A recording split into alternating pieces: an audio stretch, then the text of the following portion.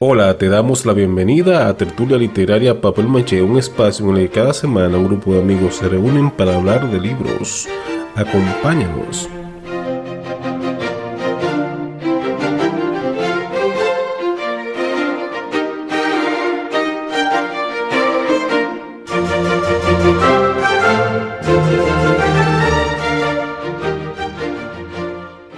En este episodio conversamos con José Elías sobre su libro Máquinas en el Paraíso.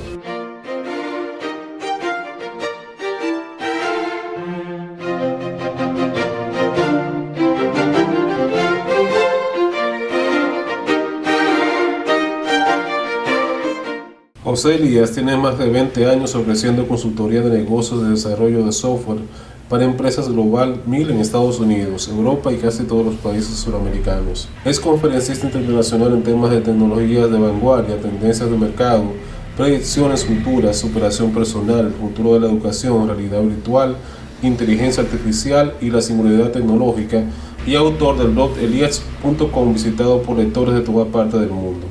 José Elías también es el autor del primer libro escrito en español sobre el tema de la singularidad tecnológica, titulado Máquinas en el Paraíso, publicado en el 2001 y disponible en Amazon.com con un rating actual de 5 estrellas, en donde explora temas como la robótica, cibernética, biotecnología, nanotecnología y la naturaleza de nuestro universo. Se graduó de Boston University como científico e ingeniero en computación, en donde también ejerció como profesor asistente en varios cursos de ingeniería de software, microcontroladores, sistemas operativos y diseño de circuitos integrados. Y ha colaborado en varios proyectos internacionales con profesores de Boston University, Harvard University y el Instituto de Tecnología de Massachusetts, MIT. Actualmente es el director de comercio electrónico y plataformas de nube de P&E Microcomputer Systems, que es la mayor empresa del mundo proveyendo herramientas de desarrollo para la industria de microcontroladores en Estados Unidos. Y recientemente fue director de tecnología del CONAPE en República Dominicana, donde llevó a la institución a ser reconocida por la OCDE como una de las 6 más avanzadas en toda la nación. También es director de tecnología de 3 nuevas startups en República Dominicana y CEO de Reinventa, empresa dedicada a consultoría tecnológica y de negocios para América Latina.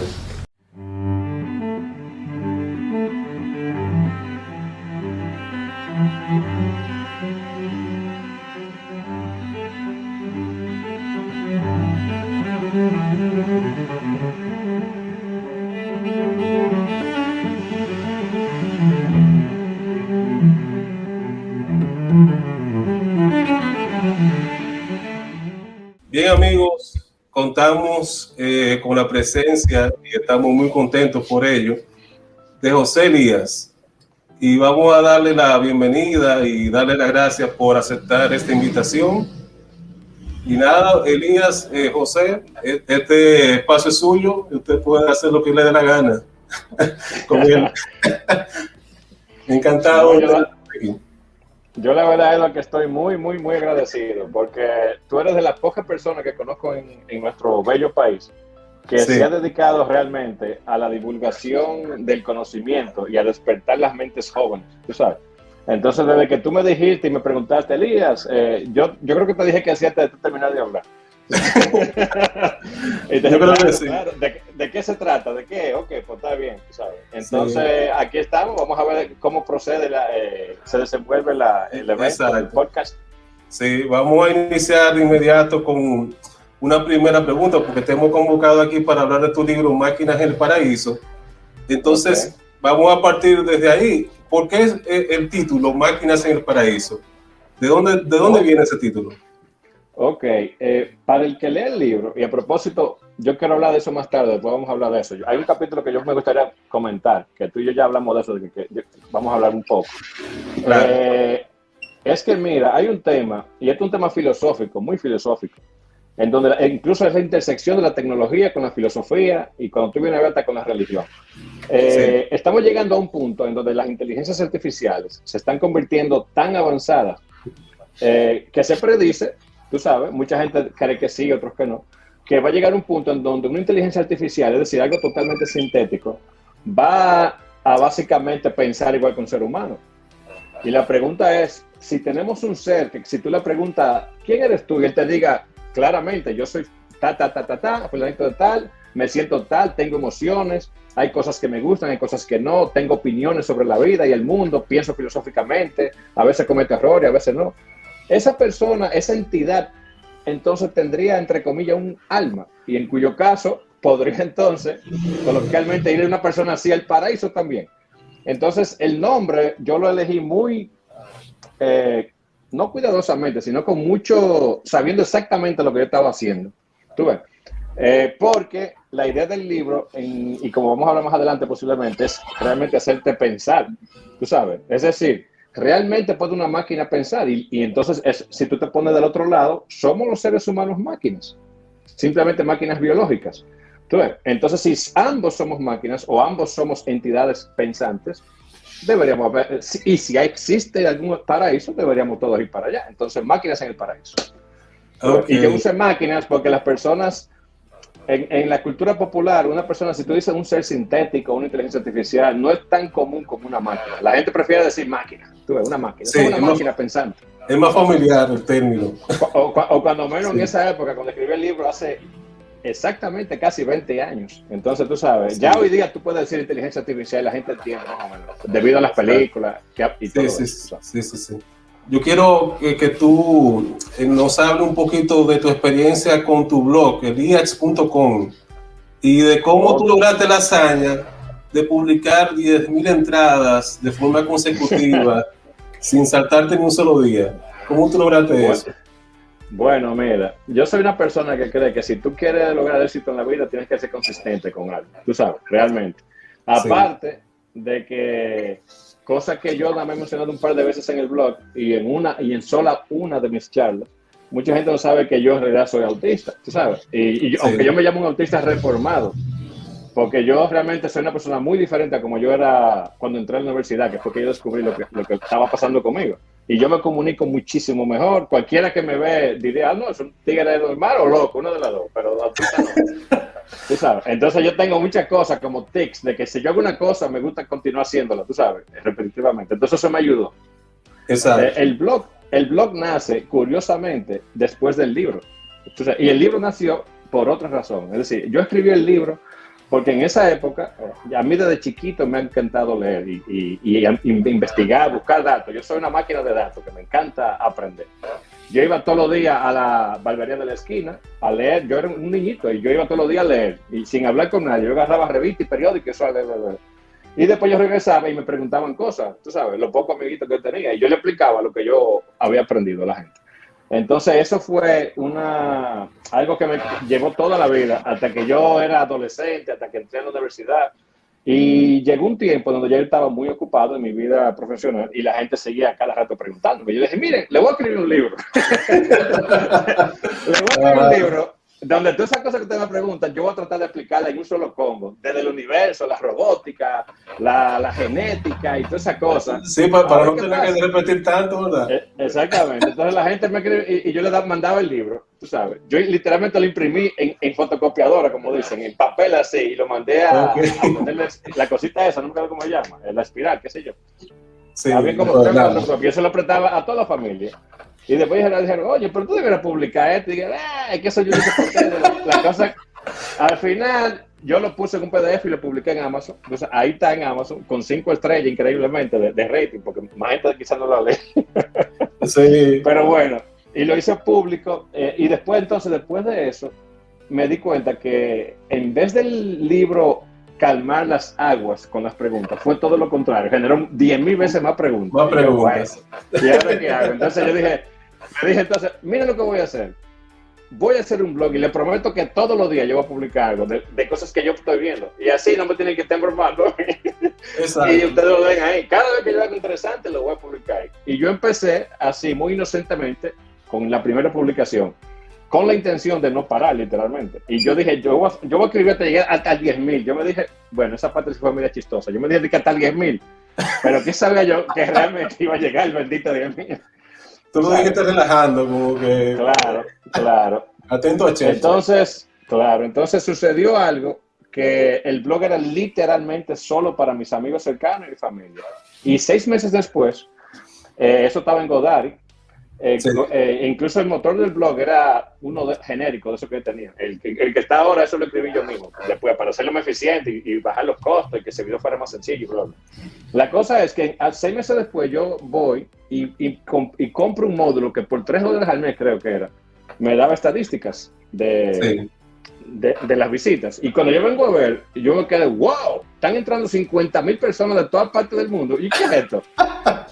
Y los comentarios ya lo estaban empezando a reflejar, de que la gente estaba empezando a comentar. Y yo, pero esto no puede ser. Y eso de verdad que me llegó duro a la mente, porque dije, coño, me pasó como el hombre araña, la película. Sí, Tú dices, con un gran poder viene una gran responsabilidad. Sí. Y ese momento, ese día que yo vi esas estadísticas, fue la primera vez que yo realmente me tomé en serio de que, oye, lo que yo estoy poniendo aquí, alguien lo va a leer y quién sabe si le afecte la vida o, ¿tú entiendes? Y ahí fue que dije, wow, esto me está gustando, tú sabes, me gusta esto que estoy haciendo. El mensaje, lo que yo tengo que decir, la gente lo lee, parece que le gusta. Y ahí empecé a coger la cosa muy en serio, tú sabes. Y nada, empecé por ahí y siempre el blog ha sido sobre divulgación científica, tecnología, predicciones usualmente tecnológicas, pero también científicas y sociales, filosofía, y todo eso mezclado de una manera que, con una técnica que yo aprendí de mi profesor favorito, que se llama el profesor Junco, en Nueva York, yo estudié allá, en donde realmente la gente no sabe que muchas veces que yo le estaba enseñando cosas. Tú sabes, yo le ponía un tema y lo dejaba a propósito, le tiraron una cosita ahí para ponerlo a pensar. Y eso, mucha gente después se dio cuenta de eso, que, oye, líder, la verdad es que yo estoy aprendiendo cosas contigo, tú sabes. Y me escribían, porque la idea es que yo no quería que la gente creyera como que yo quiero forzar un conocimiento o una filosofía o una creencia mía. Yo lo que quería es que aprendieran a pensar.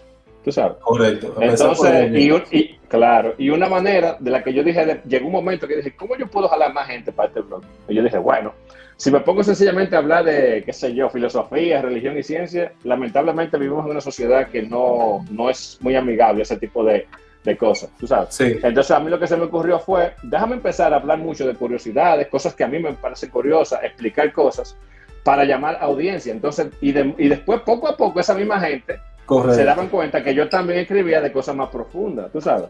Correcto. Y ahí fue que así fue que esa fue la maquinaria que a mí me funcionó, básicamente. Ese fue el cebo para jalar a la gente, como que me dice, tú sabes, la carnada.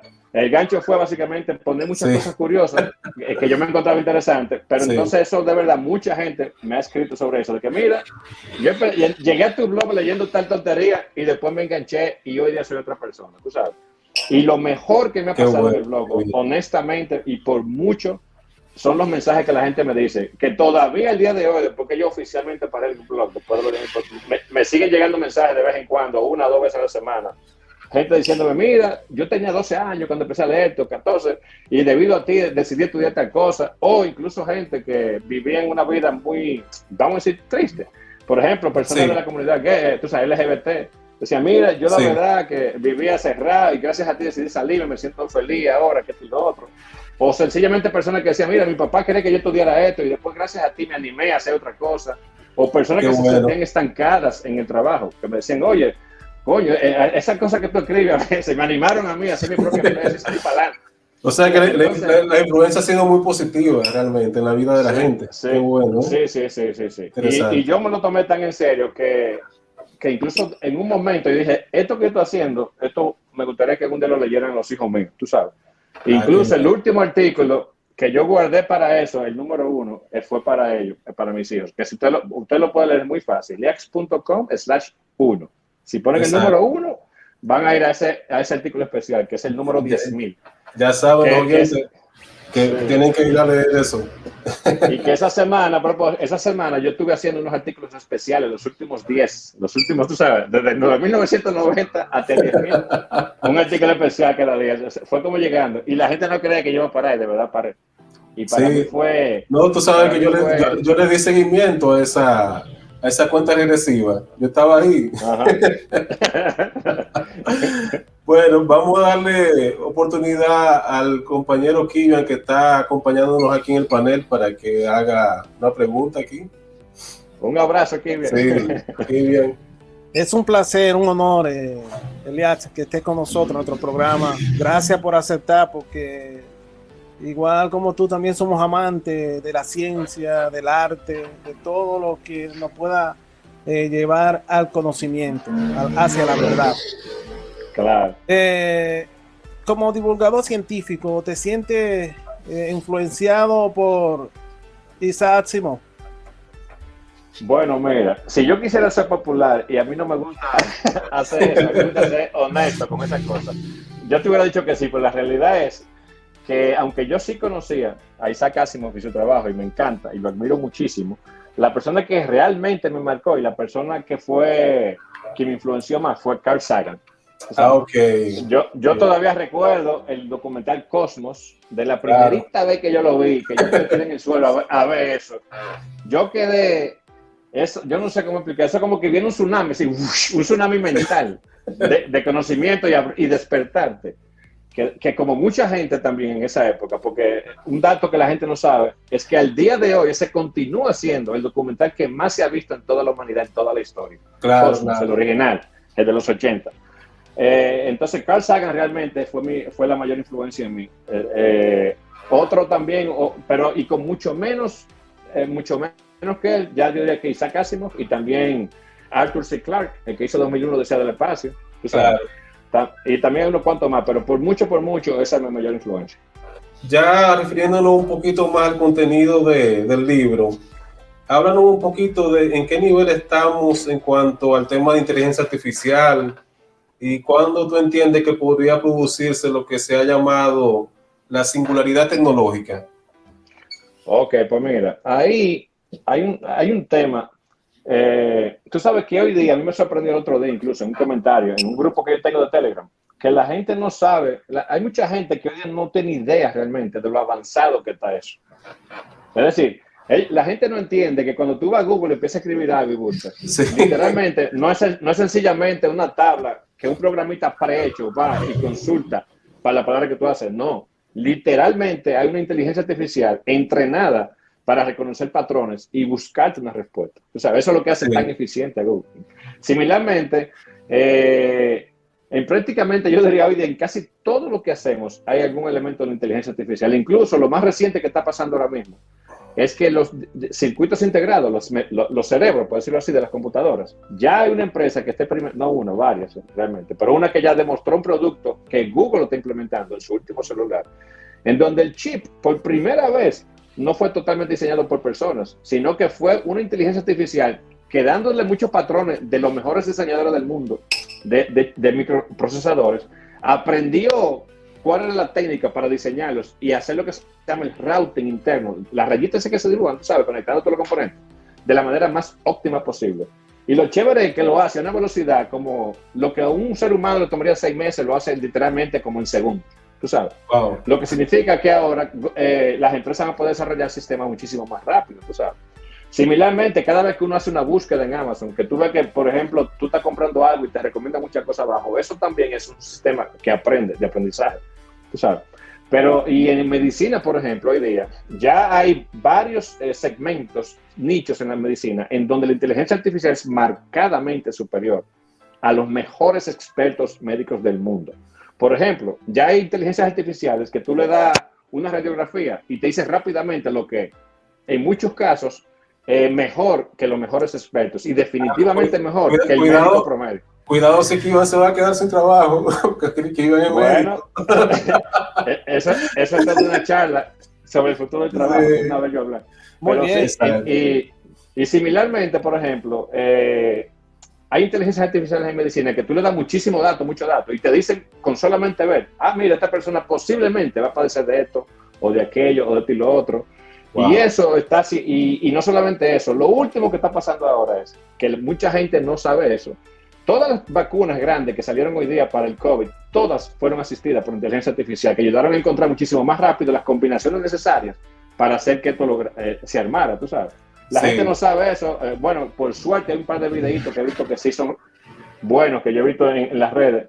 Estas vacunas tienen literalmente más de 10 años en desarrollo. Es decir, no la vacuna en sí, sino las técnicas para crearla. Exacto. Que una cosa que leí en estos días es que la misma empresa, la Pfizer, bueno, Pfizer en realidad está licenciando otra empresa que fue la que diseñó esa técnica, pero bueno, lo importante es que estas empresas van ahora a adaptar esa tecnología que se llama mRNA, perdón, RDN, DNA, ¿cómo se dice? mRDN. ARN mensajero, en español. Eso mismo, en español, exactamente. Messenger DNA en inglés, ok. Están adaptando van a adaptar ahora para vacunas para la gripe, tú sabes. Lo que significa que cuando tú vienes a ver, se busca una vacuna muchísimo más efectiva que la que tenemos hoy día, que no hay que dártela todos los años, pero ya verás, tú sabes. Incluso ahora, con todas estas compañías que están ahora analizando tu ADN, que por $100 te dan, tú bajas un app, le mandas un chin de saliva y a las 3 semanas te mandan tu reporte completo. Sí. Ahora tienen un reguero de inteligencias artificiales analizando todos esos datos masivos para detectar patrones.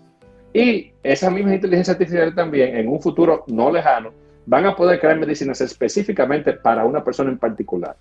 Porque hoy día, por ejemplo, tú tienes, qué sé yo, dolor de cabeza, tú vas y te compras una medicina genérica, aspirina. Sí.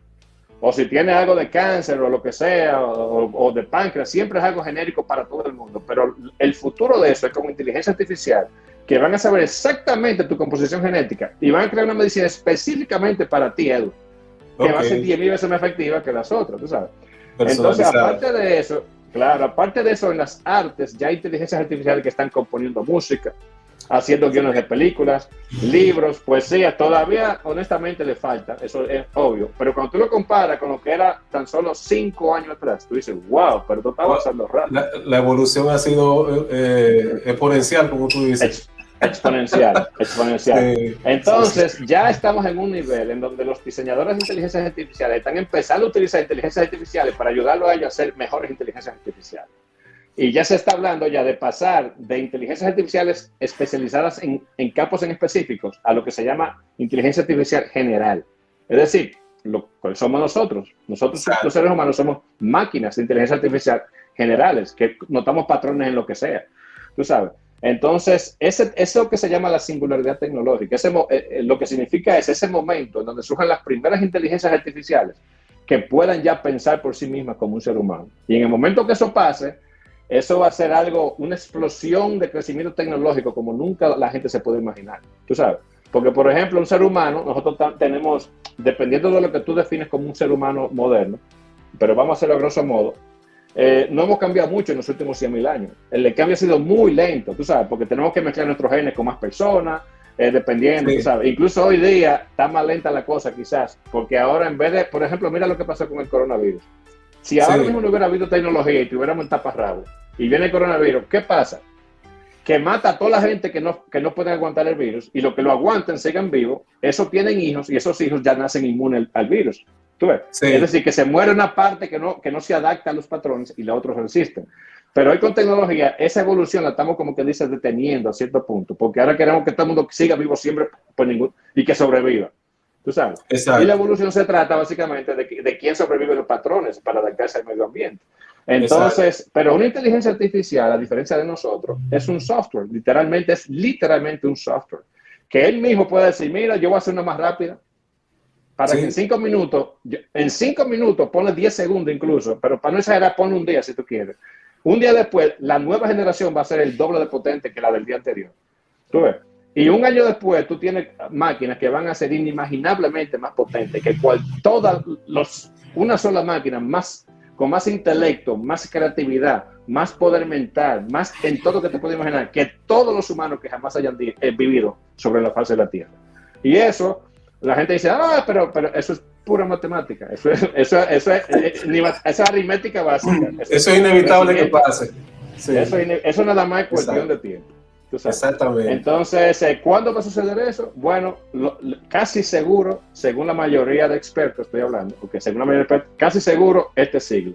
Y posiblemente, en los próximos 20 a 30 años ya tengamos la primera inteligencia artificial que tú vas a poder conversar con ella y se te va a hacer difícil, a menos que tú la veas de la cara, que no tiene cara y que es una pantalla, lo que sea, que no es un ser humano, sí. Tú sabes.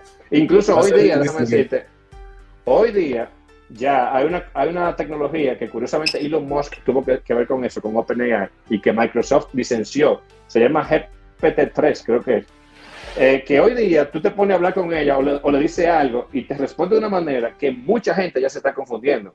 E incluso ya hoy día un dato interesante, un pequeñito gran porcentaje, está hablando del 10-15% de todos los artículos que se ven genéricos en Internet, ya son escritos por inteligencias artificiales. Por ejemplo, surge una nueva cámara y ya hay un software especializado que sabe cómo escribir sobre eso. Investiga toda la página, averigua las especificaciones y te escribe de una vez. Esta nueva cámara de Nikon que salió tiene un procesador tal, y creemos que va a ser muy quejillo que para el mercado, porque Canon, que esto y lo otro, y la gente no se está dando cuenta que está leyendo literalmente algo escrito por un software. Por un software. Entonces, el punto final que quiero llegar con todo este comentario largo es que la gente no se está dando cuenta que bajo sus propias narices ahora mismo está pasando algo totalmente revolucionario y la gente común y corriente no sabe la envergadura de lo que está pasando. Que por eso es, y yo estoy de acuerdo con él, lo están criticando mucho. El gerente de Google recientemente dijo esta semana, eso está en toda la noticia ahora, que él cree que las inteligencias artificiales es el desarrollo más grande de la humanidad desde el fuego, desde que descubrimos cómo hacer fuego. Y yo estoy totalmente de acuerdo con eso, tú sabes. O sea que va a ser una disrupción tremenda cuando eso suceda. Un antes y un después. Un antes y un después.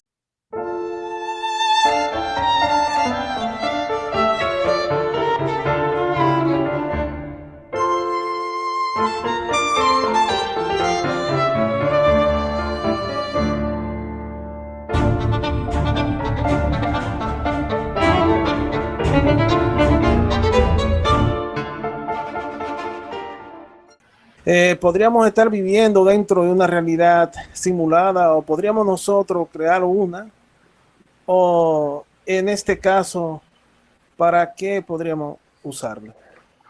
Bueno, mira, eso es una de las cosas que desde que yo empecé a pensar en esto, mucho antes de escribir el libro, es una de las cosas que yo de verdad más me carcome el querer saber, y es muy difícil saberlo, pero yo le voy a dar el ejemplo a ustedes que yo el clásico, que el ejemplo clásico mío, tú sabes, del IEX, que me gusta dar para introducir ese tema. No sé si ustedes han visto un juego que se llama Los Sims, que básicamente es un juego, el juego se trata, en la pantalla tú ves una familia, como en 3D, y ellos están ahí y tú le das ropa, le construyes una casa, ellos se van a trabajar, tú lo estás viendo ahí en la pantalla. Tú ves, eso significan los simulados, ok. Es un juego clásico que tiene unos cuantos años.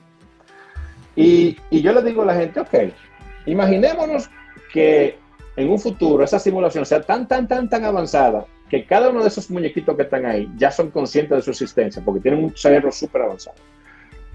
Y aquí viene lo interesante. Ellos que están ahí adentro, yo estoy afuera en una computadora viéndolo en una pantalla y se ve un mundo muy tridimensional y todo. Desde la perspectiva de ellos están en un mundo que ven todo, ellos ven sus paredes, le dan un golpe a algo y lo sienten sólido, tú sabes.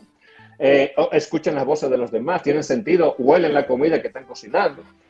Sin embargo, nosotros que estamos afuera sabemos que todo eso que ellos están experimentando, literalmente, no es nada más que voltajes y corrientes e interpretaciones binarias en un circuito dos-dimensional que está en mi computadora. ¿Tú ves?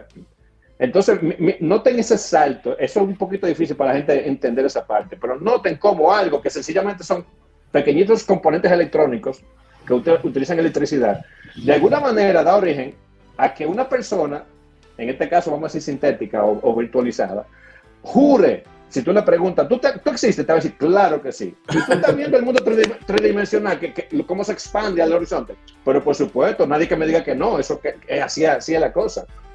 Y la pregunta que viene después que tú ves eso y entiendes ese concepto es, ¿y quién dice entonces que nosotros no está pasando lo mismo ahora mismo? Tú sabes. Exacto. ¿Cómo podríamos nosotros saber de que esto que estamos viviendo no es una simulación? Incluso hay muchos escritos que se han hecho a través de los años, en donde uno de ellos me lo encuentro muy particularmente curioso, que dice, pero ven acá, y si nada más soy yo solo el que está experimentando todo esto. Y todo lo demás. Eso se llama en filosofía solipsismo. Solipsismo, exacto, de que tú crees que tú eres el único ser. Y todo lo demás está ahí bajo tu percepción, tú sabes. Sí. Entonces, y la pregunta es, ¿nosotros podemos crear mundos virtuales? Claro que sí, en un futuro. Tú ves, incluso, eso tiene muchos temas que a mí me preocupan mucho. Sí. Porque, por ejemplo, con el poder de computación como está creciendo de rápido, y para eso, yo quiero que ustedes se acuerden, bueno, ustedes son más jóvenes que yo, pero, por ejemplo, yo recuerdo el primer Atari. Sí. La consola de videojuego Atari. La Atari, eso era una gráfica cuadrada, malísima. Si tú le decías a alguien en esa época que iban a tener videojuegos como se ven los días de hoy, no te lo hubiera creído. Jamás.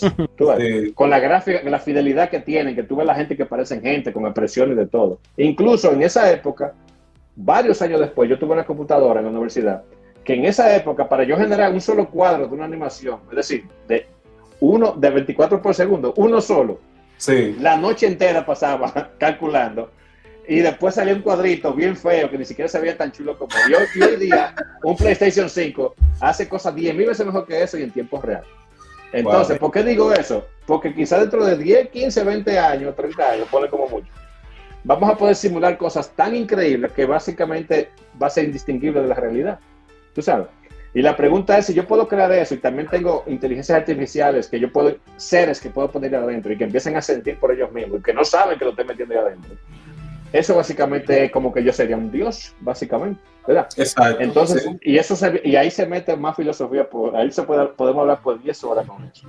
Entonces, ¿qué me preocupa a mí? Imagínate, por ejemplo, alguien que sea un sadista o que le guste hacer, tú sabes, violar niños, qué sé yo, Sí. cosas malas, matar gente. Exacto, ese es el tema más inquietante ahí. Exacto. Claro, Sí. imagínate, tú podrías literalmente en tu máquina, en tu casa, sin que nadie lo sepa, crear un mundo con seres realmente que sufren, que van a sufrir porque tienen sus sentimientos y todo. Y tú Claro. vas y lo matas y lo violas y le haces de todo.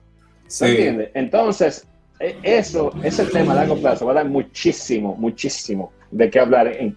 Es decir, yo te he hablado de lo malo, yo realmente creo que lo bueno que tú vas a traer va a ser muchísimo mejor que lo malo. Sí, eso Pero para que vean, claro.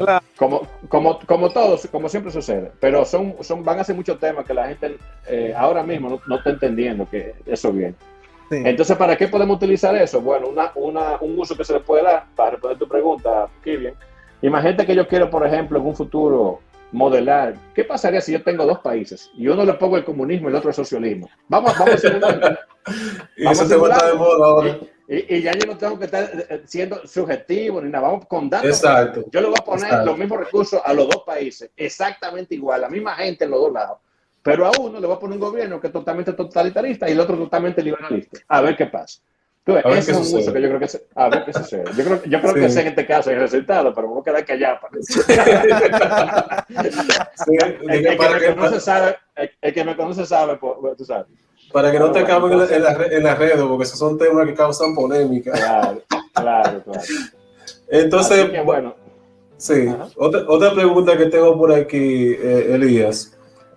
¿Pudieras hablarnos un poquito de los últimos avances en cuanto a nuestra comprensión del universo y cuáles grandes preguntas todavía quedan pendientes por responder? Bueno, mira, ahora mismo, la mayor gran pregunta que existe por responder, bueno, en cuanto a física aplicada, es la famosa teoría de unificar todo, tú sabes. Es decir, nosotros, hoy día la ciencia tiene dos grandes vertientes en la ciencia que explican prácticamente todo. Incluso, en la mayoría de los casos, virtualmente al 100% te puede explicar cualquier cosa, pero falla en una minúscula cosa que todavía no tiene.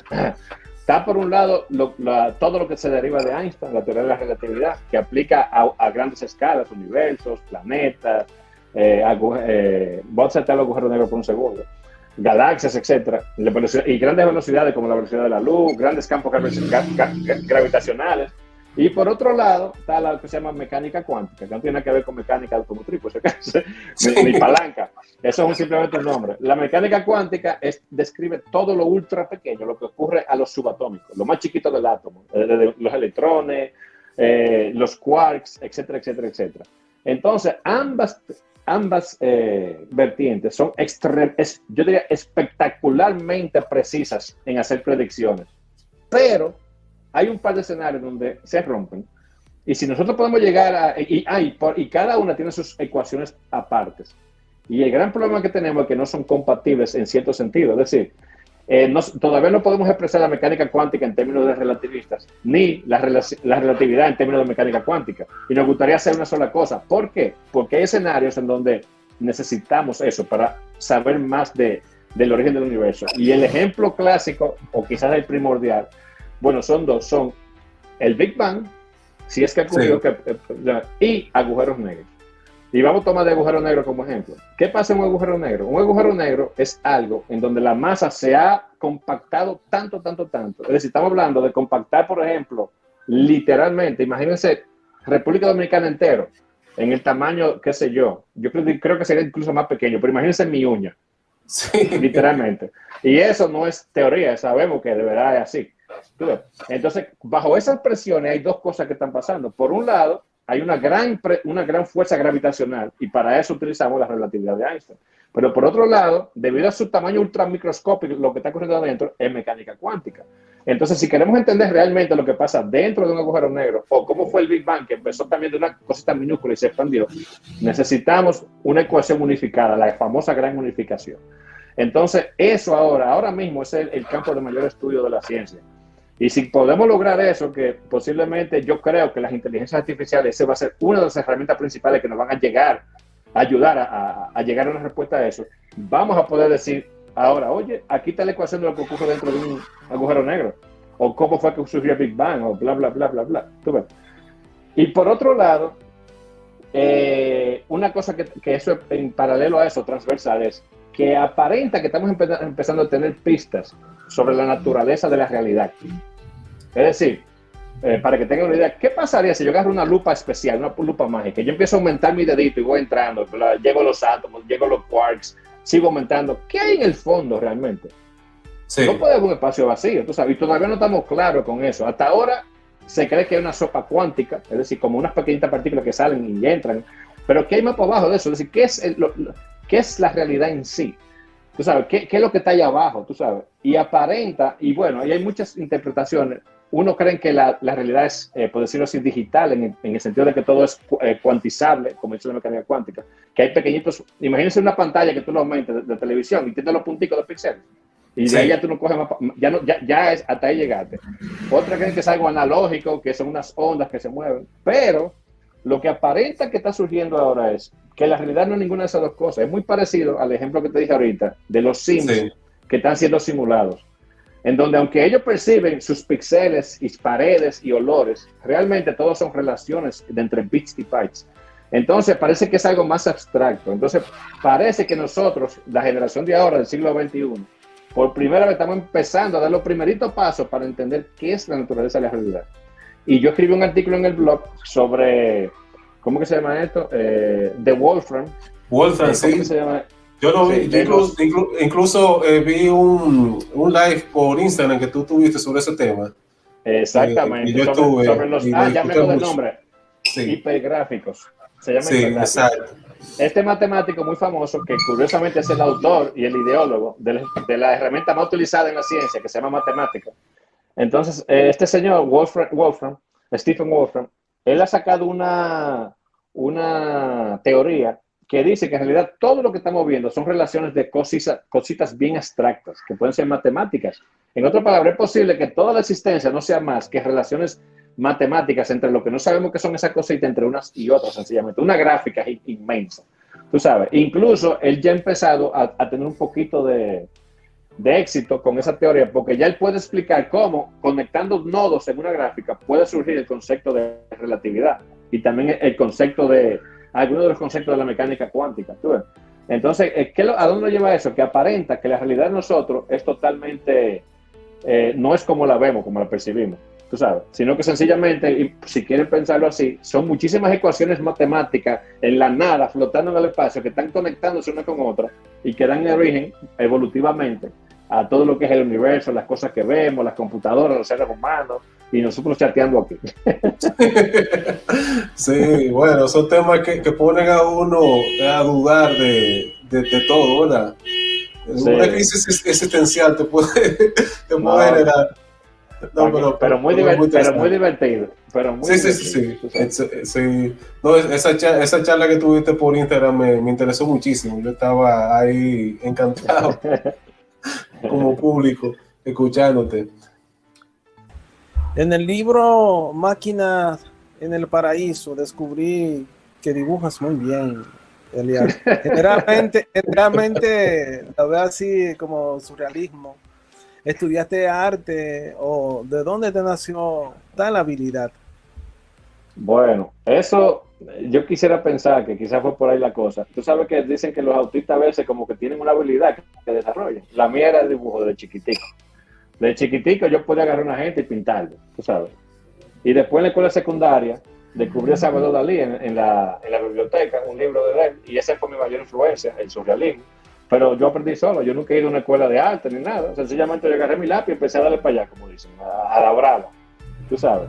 Eso es uno de los hobbies que, sí, es una de las cosas que más disfruto en la vida. El libro, parte de todas las ilustraciones del libro las hice yo.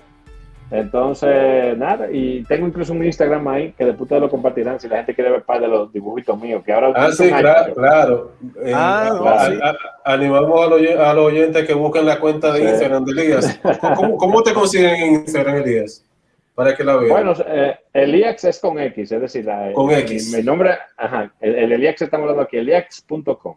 Entonces, correcto. De ahí, así yo estoy en todas las redes, Twitter, Instagram, YouTube, en Facebook. Entonces en Instagram, si van a eliax.com, arriba en el header, en el bio, ahí hay dos enlaces más. Uno para otro de mis hobbies, que es el cine, Cineliax, y otro que es mi bio personal, jose.eliax. Y ahí yo estoy con mis dibujitos, si quieren verlo. Muy bien, hay que ver esos dibujos, así lo animo a entrar a ver los dibujos. Claro. Elías, y José, tu nombre, José, la C, es Castillo. Carlos. José Carlos Elías es el nombre completo. Bueno. Sí. Y Elías. Que era un apellido incluso. Sí. No, Elías es con S, es decir, mi apellido, con S, no con X. Y es libanés, porque yo soy descendiente libanés por el lado de mi papá. Así que todos los Elías de este país son árabes, básicamente.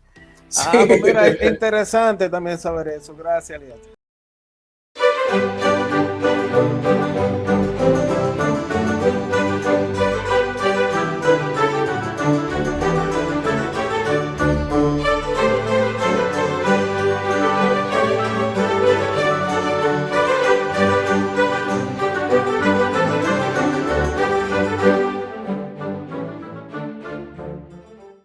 Elías, esta pregunta te la voy a hacer pensando más en los jóvenes, pero podría aplicarse a cualquier persona. ¿Qué habilidades recomendarías aprender para hacer frente a lo que viene, a la evolución científica y tecnológica, que es indetenible, como hemos visto? O sea que hay que prepararse para eso. ¿Qué habilidades uno debe cultivar? Bueno, mira, ahorita estaban hablando, ¿te acuerdas de que el doctor va a desaparecer? Si la computadora hace todo. Bueno, hay un patrón. Claro, sí. No, hay un patrón que se ha hecho claro desde que empezó la revolución industrial. Y es que las máquinas poco a poco están reemplazando la mano de obra humana, tú sabes. Pero sí, lo más importante, el patrón que la gente tiene que entender. Yo en vez de decirte qué aprender, te voy a decir qué no tú tienes que hacer. Exacto. Lo más importante que la gente tiene que entender es que todo trabajo que sea repetitivo va a ser automatizado, tarde o temprano. O sea, las personas que tenemos en una fábrica ahí agarrando un iPhone el día entero, conectando un cable, sí, esa persona va a desaparecer. O sea, así que incluso cosas que no son tan mecánicas, como por ejemplo las asistentes en oficinas, tú sabes, que simplemente manejan la agenda de alguien o que reciben sí, una llamada. Todo ese tipo de cosas van a ser reemplazables. Entonces, yo le diré a la gente que el que quiera sobrevivir lo mejor posible en el futuro, lo que tiene que es que educarse y elegir carreras que sean lo más creativas posible, que requieran de pensar y no solamente de repetir algo. Tú sabes. Entonces, Elías, disculpa, Elías. Entonces, ¿los médicos fácilmente desaparecerán? Esto es una cosa. Bueno, depende de... Por favor, responde hacia el futuro. Vamos a ver. Okay. Dentro de 15 años, ¿qué va a pasar? O 20 años.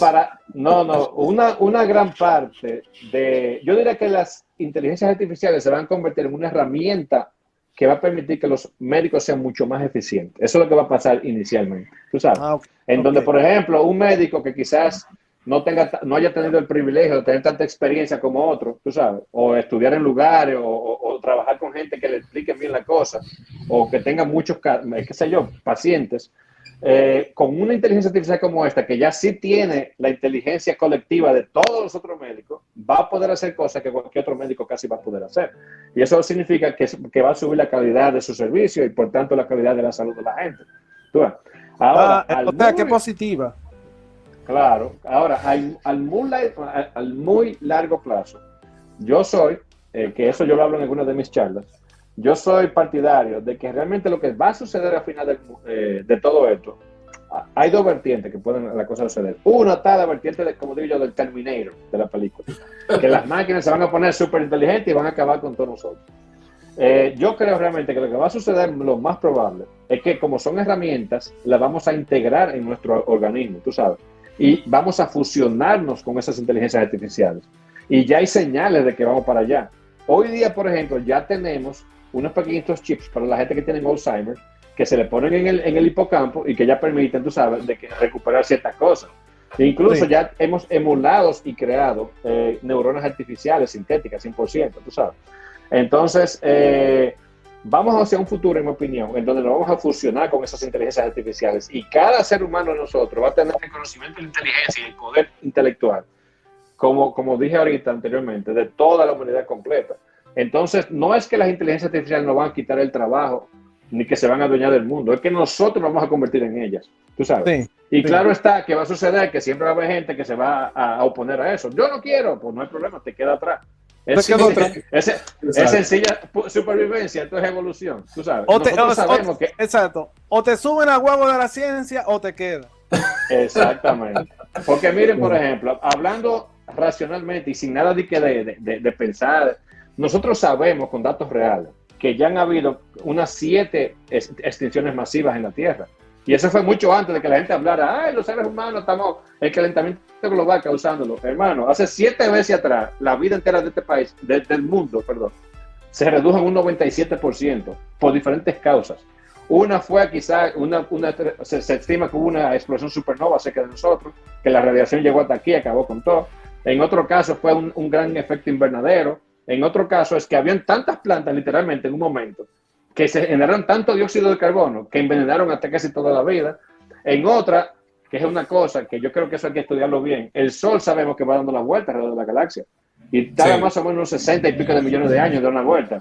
Y yo creo que así como nosotros dando la vuelta al Sol, dependiendo, pasan las estaciones porque nos acercamos y lo alejamos, yo creo que también el Sol debe también tener algún tipo de reacción en su medio ambiente según se mueve, y eso hace que a través de millones de años, cientos de miles, varíe su intensidad y eso afecta a la vida en la Tierra, tú sabes.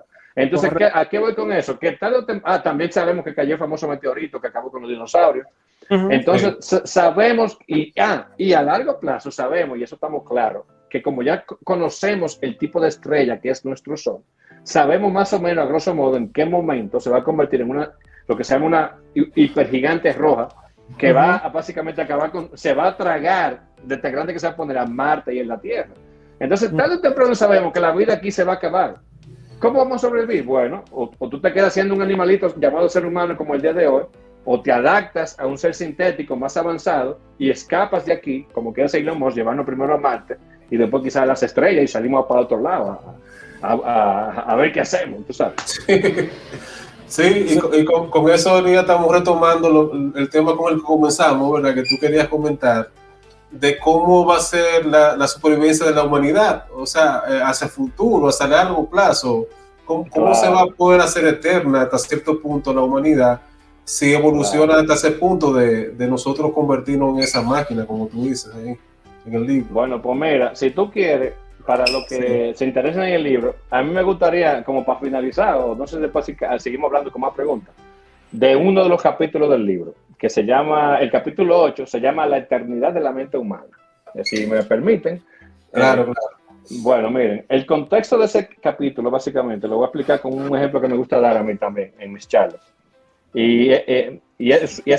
Vamos a hacer un experimento mental, como lo que hacía Einstein y toda esa gente, ¿tú sabes? Es decir, la gente no sabe que literalmente muchos de los descubrimientos que se hicieron en la ciencia grande no fueron ni siquiera sentándose con papel o con computadora. Era un tigre pensando ahí, imaginándose escenarios.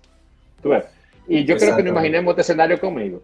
Imagínense, por ejemplo, que ya existe hoy día, que yo tengo una neurona sintética que hace exactamente el trabajo que una de las que tú tienes en tu cabeza, una sola. Y yo agarro a Edward, lo meto en una cirugía y le quito una de las neuronas que él tiene y le pongo una de las mías digitales, por decirlo así. Esa neurona se va a estar conectando a todas las que están alrededor y va a seguir haciendo exactamente lo mismo. si recibe un voltaje por aquí, esa neurona sabe que tiene que tener un voltaje por allá. Y ya. Y la pregunta que yo hago es, ¿podemos nosotros, incluso los compilacionistas, decir que porque Edward tiene una neurona sintética ya no es un ser humano?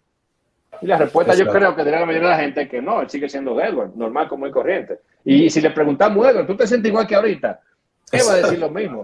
Porque de los miles de millones de neuronas, que una sola yo le cambio, no pasa nada. Correcto, bien.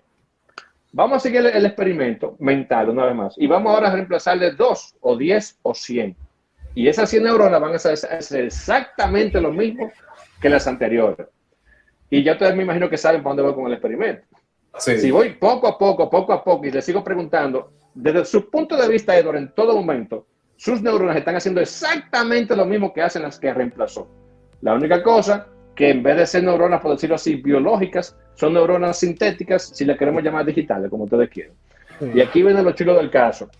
Cuando yo reemplazo la última de esas neuronas, ¡pam!, y le pongo la última que es totalmente sintética, ¿qué creen que va a pasar cuando yo le pregunte a Edward, Edward, ¿tú te sigues sintiendo igual?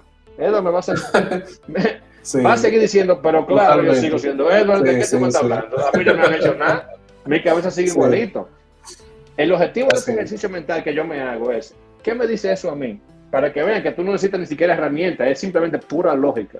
Eso me dice a mí que eventualmente, con la tecnología, vamos a poder tener un cerebro que eventualmente va a ser 100% sintético y que, sin embargo, esa persona va a seguir pensando como un ser humano. Y ni siquiera vamos a poder decir que no es humano. Y ahí viene incluso otro, que por eso yo he escrito sobre eso también filosóficamente en mi blog. ¿Qué significa ser humano? Exacto. Lo que no es humano es simplemente que tengo carne y hueso o como yo pienso, como yo reacciono. Habría que redefinir qué es claro. un humano. Exacto. Claro. Entonces, a donde voy con ese experimento, y ahí veo el capítulo 8, me voy a entrar ahora, es que la mente realmente no depende de la biología. La biología es solamente uno de los posibles mecanismos para lograr inteligencia. Y sabemos que hay otros, porque por eso estamos teniendo la inteligencia artificial de Google, la de Microsoft, la de toda esa gente, la de Alexa, la de Siri. Entonces tenemos evidencia de que la inteligencia no depende. Es sencillamente que evolutivamente ese fue el mecanismo que se dio aquí. Y no solamente eso, que estamos avanzando a una inteligencia todavía superior, que va a ser sintética y que va a poder cambiar más rápidamente. Ahora bien, aquí viene lo chulo, lo que yo hablo en ese capítulo. Vamos a decir qué pasa. Ahora que el cerebro de Edward está 100% sintético, eso significa que al igual que tu computadora, que tú le puedes hacer un backup, yo puedo hacer un backup y ahora a la mente de Edward. Exacto. Literalmente. Literal. Es decir, por si pasa algo. Por si me pasa algo. Claro. Es decir, claro. No figurativamente, literalmente. Porque ya hay todas las neuronas, ya yo sé cuáles son, están codificadas, tienen su código, su dirección en su cabeza. Y yo digo, ok, sácame una foto de lo que están ahora mismo haciendo. ¡Pam! Y guárdamela ahora, por decirlo así, en este disco duro. ¿Qué pasa ahora? Bueno, Edward va a salir por... No, lo primero que eso viene, yo puedo ahora agarrar ese backup e instanciarlo en otro cuerpo. O sencillamente dentro de una máquina. Entonces, Edward sigue vivo y de su backup hicimos otra copia de Edward. Porque ese cerebro es idéntico 100% al de Edward. Y ahora Edward tiene un clon. Incluso podemos hacer 2 clones. Incluso Edward se puede morir y los 2 clones siguen tranquilos. Y si tú le preguntas a uno de esos 2 clones, ¿quién tú eres? Júrenlo por su madre, como dicen. ¿Qué él va a decir? Yo soy Edward, ¿de qué tú me estás hablando? Sí. Yo me dormí hace un ratito, me hicieron un backup y me acabo de despertar. ¿De qué tú me estás hablando? No, Edward, lo que pasa es que tú estás en otro cuerpo. ¿En serio? ¡Wow! Porque yo me siento que soy yo. Y eso viene una vez y te cuestiona ahora filosóficamente, ¿qué significa ser yo? ¿Quién soy yo? ¿Qué significa el yo? ¿Depende realmente de tu cuerpo o es solamente los patrones que generan en tu cabeza que te generan esa conciencia? Tú sabes. Es decir, al final del día es puro mecanismo, es pura mecánica. ¿Tú ves? Y eso entonces viene a otro tema, entonces, que se mete en terrenos religiosos. ¿Y el alma, el famoso alma? ¿Existe un alma? Porque si él no tenía un alma y ahora yo lo repliqué 2 veces más, ¿qué pasó? Esa alma ya automáticamente es muy avanzada tecnológicamente y se sabe dividir en 2 más. Eso aparenta decir entonces que el concepto de alma no existe, que fue inventado por nosotros. ¿Tú ves? Y ahí es donde vienen las primeras fricciones en todo esto, tú sabes. En donde la ciencia parece decirnos por pura lógica de coño, como que quizás esta cosa que tenemos tantos miles de años pensando, quizás no es así. Tú sabes. Sí. Entonces, Sí, sí. y ahí viene y eso entonces nos lleva incluso a otro terreno. Por ejemplo, que vi que tú dijiste eso ahorita. Digamos que ni siquiera hemos hecho los clones de Edward, pero imagínense en un futuro, vamos a una empresa de seguros de vida, que por primera vez va a ser un seguro de vida. Yo digo que las empresas de hoy día no son seguros de vida, es seguro de muerte. Literalmente va a ser de vida. Y tú sabes por qué digo de muerte, porque es que si tú te mueres le dan dinero a alguien, pero yo te hablo de una empresa literal de vida. ¿Qué significa eso? Todos los días, como el cerebro de Edward es digital, vamos a hacer un backup a la nube de Amazon, por decirlo así. Todos los días, constantemente, todo lo que está haciendo se va pasando a esa nube. Y tiene su backup constante. Edward sale mañana a la calle, lo más tranquilo, ¡pah! ¡Pum! Y lo mata un accidente. Explotó alguna bomba de un terrorista. No hay problema, dice la compañía de seguro, porque yo tengo el backup de Edward aquí.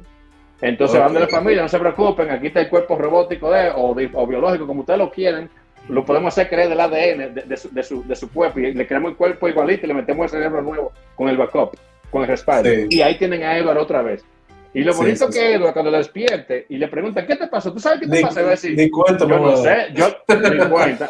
Dice, yo no sé, yo recuerdo que estaba caminando haciendo un backup ayer y ahora desperté aquí, y desperté ahora mismo y no pasó ni siquiera un segundo en mi mente, perceptivamente. Sí. En el primer segundo estoy caminando y en el próximo segundo despierto aquí. ¿Entiendes? Sí. Y ahí viene una vez la pregunta, ¿qué significa eso con el tema de la muerte entonces? Exacto. Es decir, y si hay muerte, realmente hay un infierno, hay un cielo.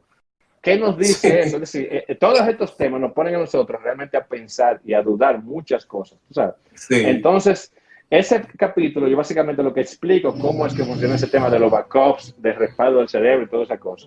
Una cosa que a mí me sorprende todavía del libro es que aunque fue escrito hace 20 años, todavía tú lo lees hoy día y sigue vigente todo lo que yo escribí ahí.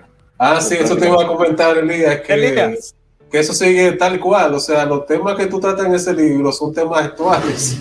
Elías, Elías, pero también... Sí, pero también si queremos fusionar múltiples vidas en un cuerpo, por ejemplo, neurona de Edward, neurona mía y neurona tuya en un cuerpo. Bueno, Kivian, ¿adivinan qué? Yo tengo una serie de artículos que escribí en el blog que se llaman Reflexiones. Si tú entras al blog, tú te vas a dar cuenta que a la derecha, si tú das el buscador de arriba, te va a llevar una parte donde están todas las categorías y métete a Reflexiones. Yo escribí unas 30 y una de ellas es exactamente eso. Esas reflexiones, sí. Oye lo que son las reflexiones. No sé si ustedes han visto Black Mirror o oído hablar de esa serie, Black Mirror, Espejo Negro. Sí, Black Mirror. Es una serie claro, del futuro. Bueno, claro. Yo creo que se copiaron de mí. Pero lo digo de relajo. Demándalo por derecho de autor. Sí, lo digo de relajo porque la idea mía hace 20 años eran exactamente eso. Eran pequeñitos. Yo agarraba. La idea de reflexiones es pequeñitos episodios cotidianos de la vida del futuro. Eso es todo lo que es. Sí. En uno de ellos, una persona, por ejemplo, dice que yo quiero ir a un concierto, pero oye, yo también, y hay dos conciertos. ¿Por qué tú no vas a uno y después yo voy a otro? Y después nos fusionamos la mente y sentimos la experiencia que el otro sintió. ¿Tú me entiendes? Incluso en un futuro se va a dar el caso y ya empezamos a dar los pequeñitos primeros pasos hacia eso, en donde van a ver, así como el App Store, la tienda de aplicaciones para tu iPhone o tu Android, tú vas a tener tiendas de experiencias. Las personas van a poder grabar sus experiencias y ponerla en una tienda disponible gratis, venderla, compartirla con su pareja. De modo que tú dirías, yo quisiera saber lo que sintió, por ejemplo, qué sé yo, Richard Branson cuando fue ahora a sí. del espacio. Entonces, tú lo vas a poder sentir y no solamente eso, que eso se te va a marcar en tu memoria y tú vas a jurar que fuiste tú que hizo eso. Y ese es otro tema filosófico también, que la memoria tuya, aunque tú no hagas algo, como al final del día simplemente información, si yo te la cambio, tú puedes jurar que de verdad lo viviste y tú no estás mintiendo, porque desde tu punto de vista lo hiciste y nada más nosotros que estamos afuera que sabemos que no. Exacto. Entonces son un tema muy chulo realmente. Son chulos, aunque tú sabes, no le va a llegar a mucha mente, pero son chulos. Y eso es lo que se aproxima. El futuro se aproxima porque esto parece más ciencia ficción, lo que hablamos, claro. Tema, pero ya llegará el tiempo en que van a decir, mira lo que hablaban y mira, ya estamos en eso. Bueno, cuando escuchen este programa dentro de 20 años van a decir, mira, estos tres no estaban tan lejos de la realidad. Mira, Y los tigres, como dicen, esos tigres tan locos, que tú dices, bueno, los que estaban locos y quedaron nosotros. Bueno, oigan este ejemplo, por ejemplo. Yo recuerdo cuando era niño que la gente hablaba por las películas de ciencia ficción, que la telepatía. ¡Wow! Sí. Nosotros sabemos que desde el punto de vista esotérico eso es imposible, ¿sabes? Cuando menos, bueno, yo opino así, tú sabes, eso de que de esoterismo, de que hay espíritu y de que planos ancestrales, para mí todo eso es, lo voy a decir, sí, estupideces. Pero bueno, yo respeto, el que quiera creer en eso, te hace feliz, amén, bueno, dale para allá, bueno, te aplaudo.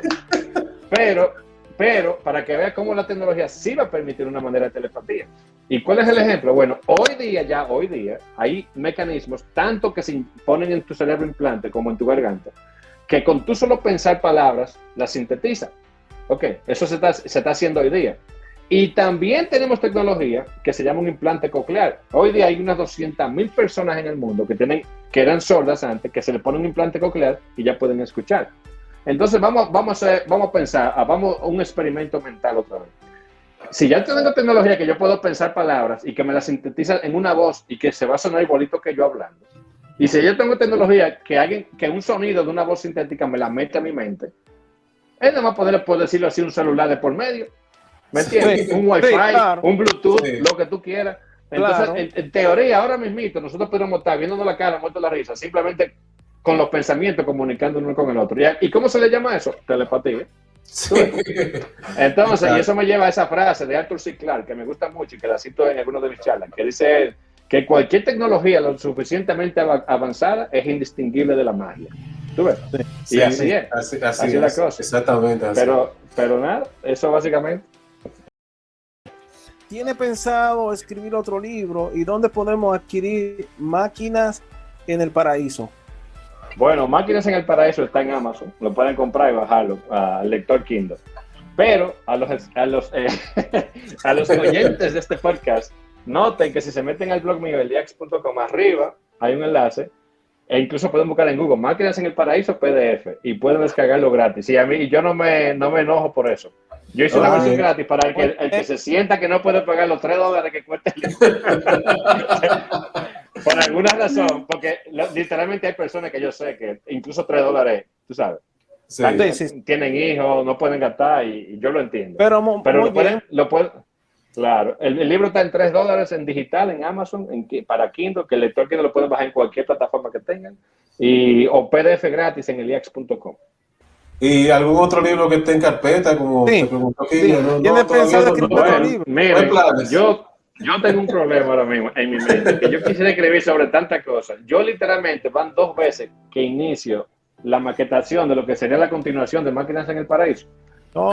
Y me he detenido, porque también quisiera escribir. Yo, por ejemplo, yo estoy muy interesado. Yo soy una persona que no sé si es un problema o qué, pero las personas que son inquietas de conocimiento como yo, a veces tienen demasiado dispersos, les gustan demasiadas cosas y no saben en qué concentrarse. Y eso yo reconozco que hago como que yo debería enfocarme en una cosa. Y otro libro que me gustaría escribir es sobre mi idea de cómo podría ser el futuro de los gobiernos. ¿Tú sabes? Yo estoy muy interesado en los últimos años en todo esto de los estragos que está haciendo el comunismo, que ha hecho el comunismo en el mundo, el socialismo. ¿Qué funciona? ¿Qué ha pasado con el capitalismo? ¿Qué no funciona? Y yo tengo unas cuantas ideas de cómo yo creo que eso podría funcionar en el futuro. ¿Tú sabes? Te motivamos que lo escriba. Siéntate, hermano. Y también tengo otra idea de otro libro que es sobre educación, sobre lo que yo creo debería ser, claro, mi opinión personal. Porque cuando digo debería, no quiero imponérselo a nadie, me refiero allí. Lo que yo, como José Carlos Elías, creo que debería ser la educación, que yo creo, y eso mucha gente lo ha hablado, la educación, en mi opinión, no ha variado en los últimos, literalmente, 2000 años. Es decir, estamos siguiendo el mismo patrón de los griegos. Hay tantas clases, tú aprendes matemáticas, tú aprendes filosofía, tú aprendes economía y ya.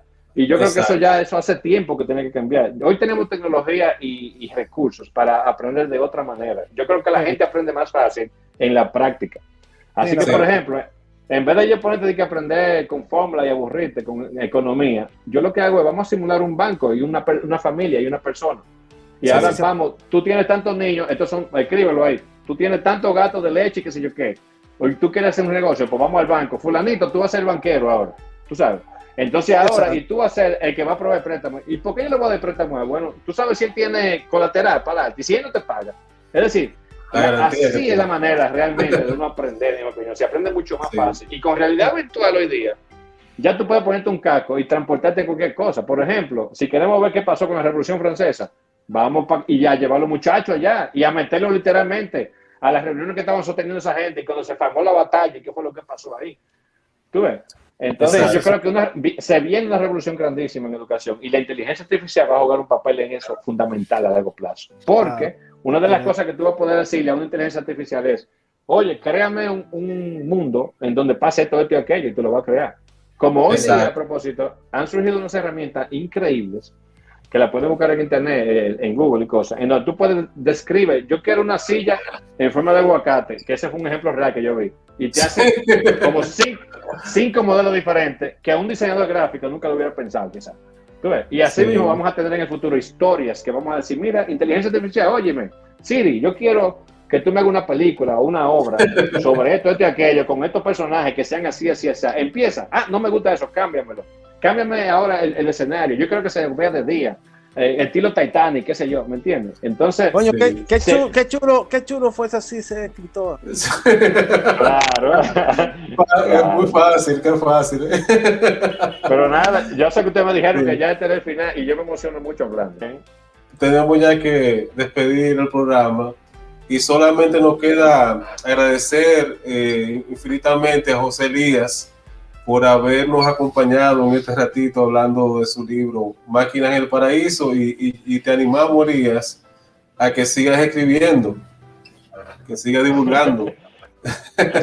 Eso no va a parar, aunque sea a menor medida. Mi mayor reto es el tiempo, que no tengo tiempo, por mi vida profesional y familiar, tú sabes. Sí, pero habrá más cosas que leer de Elías, ¿verdad? En el futuro. Eso claro, lo podemos garantizar. Eso sí. Sí. Bueno, pues muchísimas gracias, Elías. Un abrazo. Pues No sé nada, si gracias.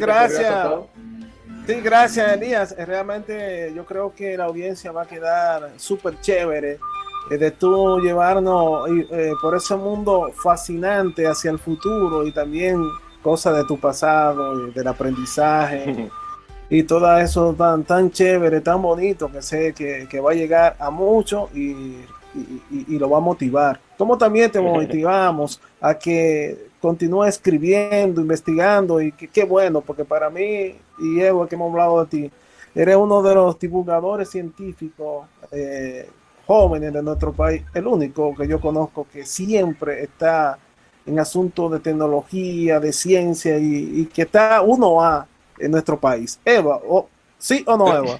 Pero no solamente en nuestro país, porque Elías también es un conferencista internacional y hay una charla muy interesante que está en YouTube que tú has dado en Uruguay, Elías, que también animamos a los oyentes que la busquen.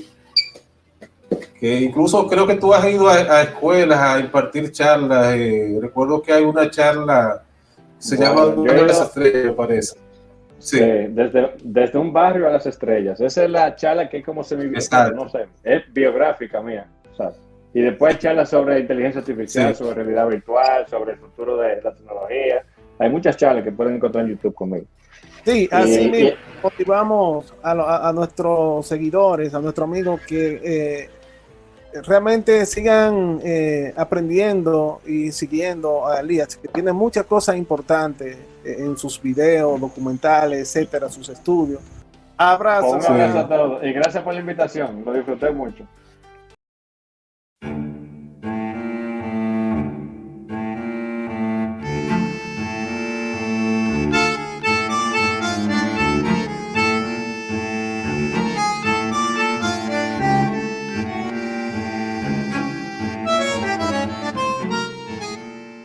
Y de esta manera ponemos punto final a otro episodio de Tertulia Literaria Papel Maché.